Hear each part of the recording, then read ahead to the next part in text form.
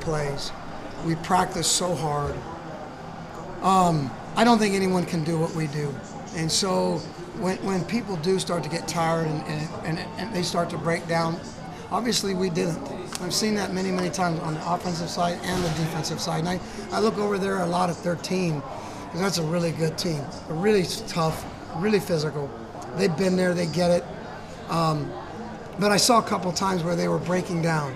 I saw, especially and I was watching the offense, but their DBs weren't getting onto the wrong side. They were on the wrong side of plays and stuff in terms of getting aligned, and that's when you kind of get where you know you have them. So, it just goes back to training. There's no secret to it. Was this one of the greatest games Efo's played in a great career? Oh, I suppose so. Yeah. I mean, sometimes I don't know until I see the film. My mind is always just the next play, not who's playing well. And I thought we did some good adjustments, moved some guys around in the middle of the game, which is a little bit unusual because we're having a hard time with their big receivers. So we put big corners on their big receivers, and that helped in the second half quite a bit. I thought that was a good move, and our players responded really good, really well. What was the main adjustment on third down? They seemed to be getting the long third downs, and then seemed to get pressure on Cook. Not to tell secrets and all, but sometimes when the game swings, you have an opportunity to change what you do.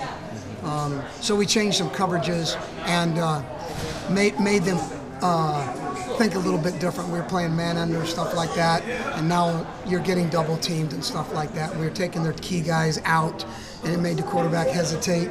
Then all of a sudden you get pressure, and all that stuff started to work. So we were real fortunate that we got back in the game, or we'd have never been able to call some of the calls on third down in the second half.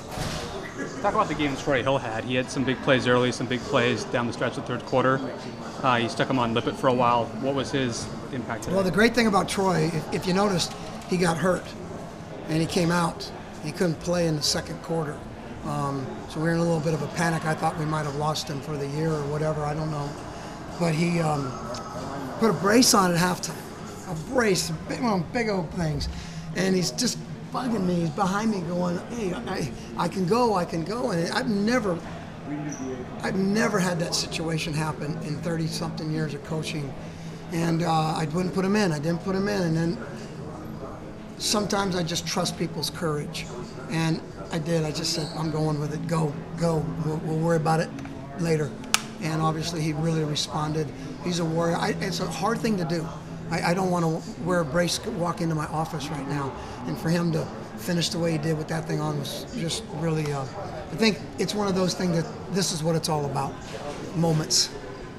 What did that game say about the mental toughness of the defense and your defensive backs? I don't know, ask Michigan State. I mean, they are, I think they led the nation in defense last year. And with a lot of good players, the same coaches, they have a program, a system, and that we could play with those guys and then better them. Says, I think, everything that we want to see at this point. But it's going to be a fleeting moment. I mean, tomorrow I'm going to watch the film. I'm going to go, oh my gosh, that guy was wide open. That guy's open. We missed this. We did that wrong. We got to get ready for Wyoming and continue to do what we do.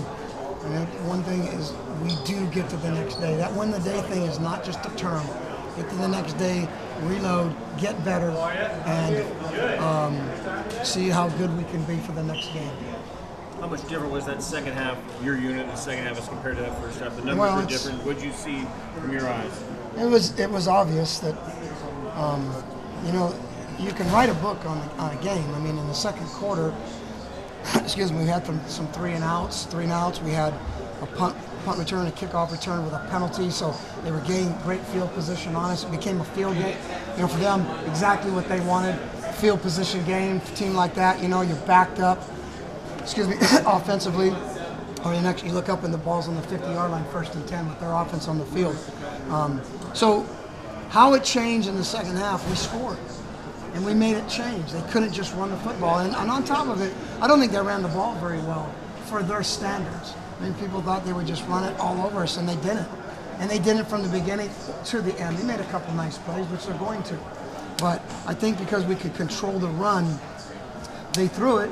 Now all of a sudden the time advantage is back to us. They're not grinding it out. It's not, a 12-play, 8-minute drive anymore. They're throwing the ball, they're incompletions, this clock stopping.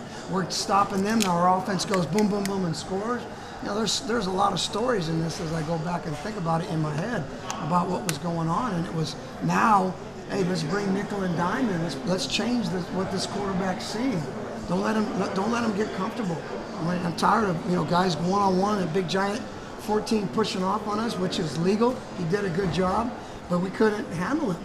So we changed what we did, and we double covered him, and at times it completely shut them down. He didn't know where to go, and the ball was flying all over. We got some hurries and pressures, and I think we got a sack or two.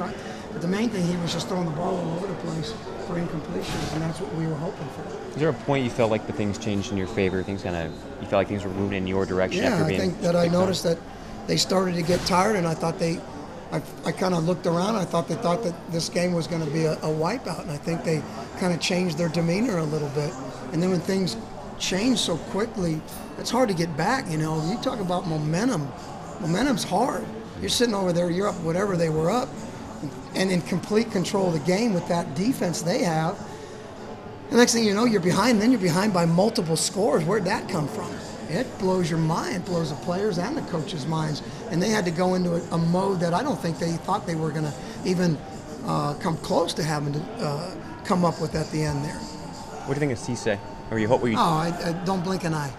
I don't blink an eye. You know what happens sometimes is you're with guys for long periods of times, and they get to play, and in the back of your mind, if I put that guy in like a John Boyette a long time ago, when TJ got hurt, and we put John Boyette in, I didn't blink an eye. I knew he was going to do well, and I feel the same.